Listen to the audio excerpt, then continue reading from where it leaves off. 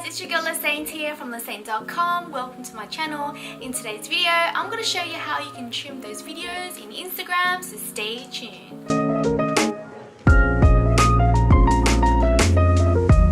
If you're new here, welcome. I make 2 videos a week and I share tips, tricks and tutorials on how you can boost your Instagram game. If this is the type of content that you're into, make sure you hit the subscribe button and give me a big thumbs up if this video has helped you.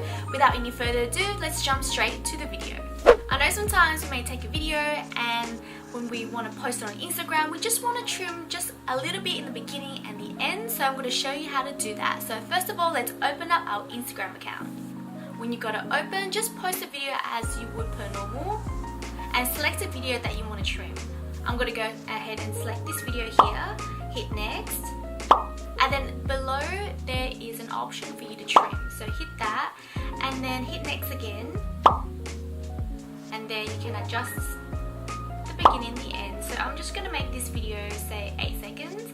Once I'm happy with that selection, hit done. And you can also add a cover photo as well.